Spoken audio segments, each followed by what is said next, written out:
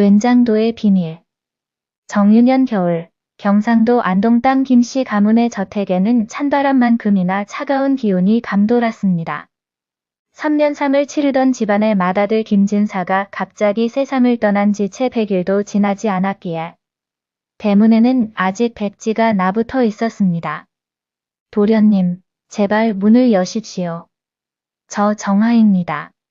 늦은 밤, 사랑채 앞에서 유모 정씨 부인의 다급한 목소리가 들렸습니다.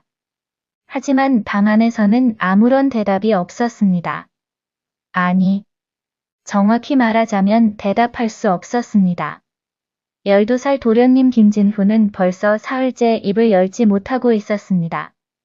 형님요. 어린 목소리가 어둠 속에서 가늘게 흘러나왔습니다.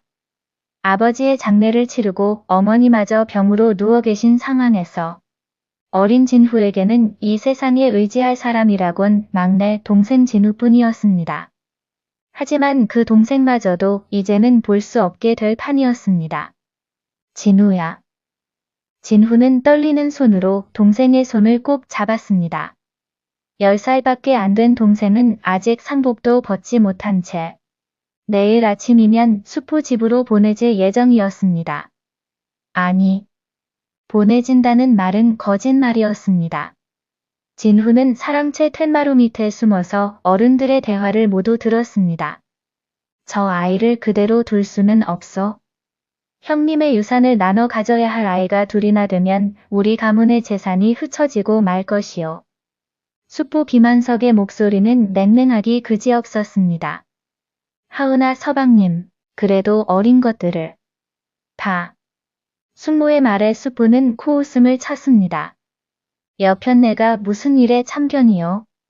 내일 새벽, 진후 그 녀석을 지리산 깊은 곳에 데려다 버릴 것이요. 10살짜리 아이가 그 추운 산중에서 살아남을 리 없어. 그 말을 들은 진후는 그날 밤 내내 잠을 이루지 못했습니다. 동이 트기 전 진후는 동생의 방으로 몰래 들어갔습니다. 깊은 잠에 빠진 진후의 곁에 무릎을 꿇고 앉은 진후는 품속에서 무언가를 꺼냈습니다. 그것은 돌아가신 어머니가 임종 직전에 진후에게만 전해준 은장도였습니다. 진후야, 이것은 우리 가문의 대대로 내려오는 보물이란다. 겉보기에는 평범한 은장도지만 안에 큰 비밀이 숨겨져 있단다. 내가 가장 어려울 때 이것이 너를 구해줄 게다. 하지만 절대로 다른 사람에게 보여서는 안 된다. 어머니의 마지막 말씀이 귓가에 맴돌았습니다. 진후는 눈물을 흘리며 그 은장도를 진후의 속적삼 안쪽 주머니에 깊숙이 넣어주었습니다. 진후야, 형이 너를 지켜주지 못해서 미안하다. 하지만 이것만은 잘 간직해라. 어머니께서 이것이 너를 지켜줄 거라고 하셨어. 진후는 떨리는 손으로 동생의 옷고름을 여며주고는 방을 나왔습니다. 여러분께서 이 이야기가 흥미로우시다면 구독과 좋아요 부탁드립니다. 여러분의 관심이 더 좋은 이야기를 만드는 힘이 됩니다. 새벽 첫 달기 올 무렵 숙부 김한석은 하인 둘을 데리고 진후를 데리러 왔습니다. 아저씨, 저 어디 가요? 걱정 말거라. 좋은 곳으로 가는 게다. 숙부의 음산한 미소를 보며 진후는 형의 말을 떠올렸습니다. 간담회 형이 자신에게 속삭였던 말들이. 진후야, 무슨 일이 있어도 어머니가 주신 은장도를 잃어버리면 안 된다. 그것이 너를 반드시 지켜줄 거야. 가마에 실린 진후는 추운 겨울 새벽길을 한참이나 달렸습니다. 얼마나 갔을까? 가마가 멈춰섰고 진후는 거친 손에 이끌려 눈 덮인 산길을 걸어야 했습니다. 여기까지만 가면 된다. 수포의 차가운 목소리가 들렸습니다. 사방은 온통 하얀 눈으로 뒤덮여 있었고 매서운 바람이 얼굴을 핥히고 지나갔습니다. 아저씨, 여기가 어디예요? 춥고 무서워요. 너는 여기서 기다리고 있거라. 내가 곧 돌아올 테니. 하지만 수포와 하인들의 발소리는 점점 멀어져 갔고 결국 아무 소리도 들리지 않게 되었습니다. 진후는 그제야 깨달았습니다. 자신이 버려졌다는 것을. 형님, 어머니. 어린 진우는 눈 속에 주저앉아 울음을 터뜨렸습니다. 하지만 아무리 울어도 아무도 오지 않았습니다. 해는 어느덧 중천에 떠 있었지만 산속의 추위는 여전했습니다. 살아야 해, 형님이 꼭 은장도를 간직하라고 했어. 진우는 떨리는 손으로 속적삼 안쪽 주머니를 더듬었습니다. 다행히 은장도는 그대로 있었습니다. 하지만 그것만으로는 배고픔과 추위를 이길 수 없었습니다. 해가 서쪽으로 기울기 시작할 무렵 진우는 정신을 잃을 듯 어지러웠습니다. 그때였습니다. 거기 누구요? 낯선 목소리가 들렸습니다. 진우가 가까스로 고개를 들어보니 낡은 도포를 입은 한 노인이 지팡이를 짚고 서 있었습니다. 아이고, 이런 어린 것이 어찌 이 깊은 산중에. 다. 노인은 진우를 업어 자신의 움막으로 데려갔습니다. 따뜻한 불가에서 정신을 차린 진우는 노인에게 자초지종을 이야기했습니다. 그런 일이 있었구나. 세상에 이런 비정한 사람이. 다. 노인의 이름은 허백당이었습니다. 젊은 시절 과거를 보러 한양으로 가던 중 억울한 누명을 쓰고 관직을 잃었으며 세상을 등지고 이 깊은 산중에서 홀로 살아왔다고 했습니다. 할아버님, 제가 여기서 지낼 수 있을까요? 그러거라. 이 늙은이와 함께 지내며 글 공부나 하자꾸나. 그렇게 진우는 허백당 노인과 함께 살게 되었습니다. 낮에는 나무를 하고 밤에는 글을 읽었습니다. 하지만 진우는 형이 준 은장도에 대해서는 노인에게도 말하지 않았습니다. 한편 김씨 가문에서는 진우가 죽었다는 소문이 퍼졌습니다. 숙부 김한석은 조카의 죽음을 애도하는 척하며 형의 유산을 모두 차지했습니다. 하지만 맏조카 진후만은 숙부를 원망하는 눈빛으로 바라볼 뿐이었습니다. 너도 조심해라, 진후야.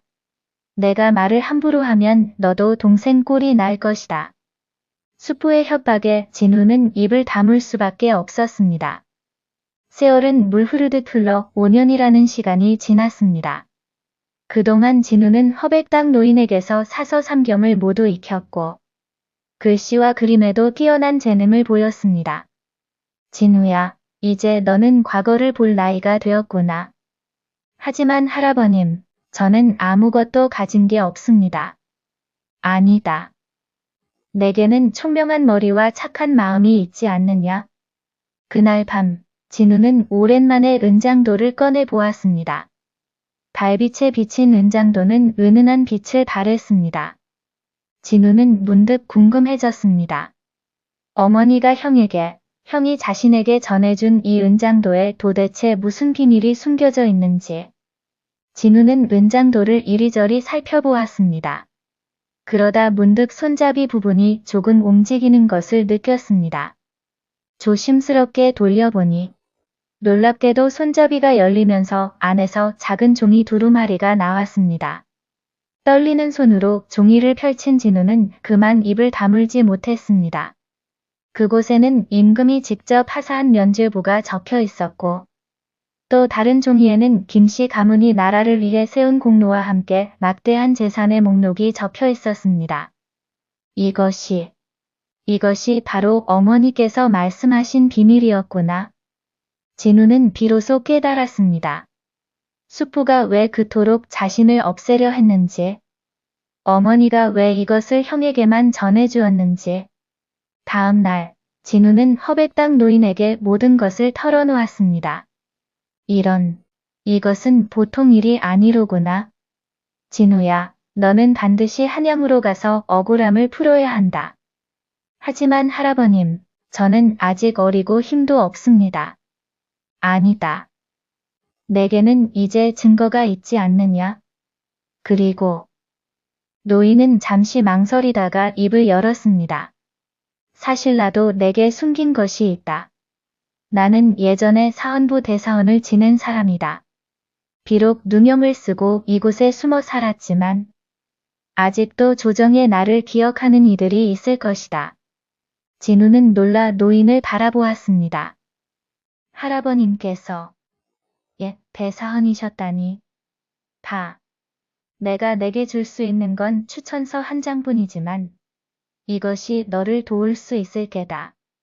그렇게 진우는 허백당 노인의 추천서와 은장도 소개 문서를 가지고 한양으로 향했습니다.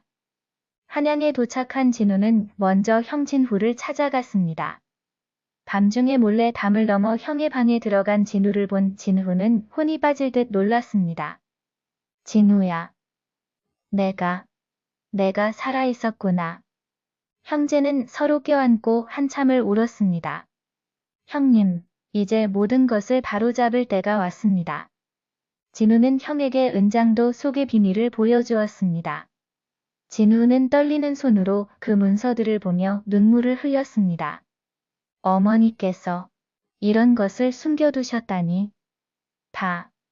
형님, 우리 함께 수포의 죄를 밝혀냅시다. 다음 날, 진우와 진후는 허백당 노인의 추천서를 들고 사헌부를 찾아갔습니다. 노인의 추천서를 본 사헌부 관리들은 깜짝 놀랐습니다. 이것은 허백당 대감의 필체가 틀림없어.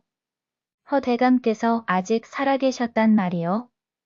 사건은 빠르게 진행되었습니다. 임금이 하사한 면죄부와 함께 김씨 가문의 재산 목록이 제출되었고 김한석의 비행이 낱낱이 밝혀졌습니다. 이놈 김한석. 어린 조카를 죽이려 했을 뿐 아니라 선왕께서 하사하신 문서까지 감춘 죄. 엄히 다스리겠노라.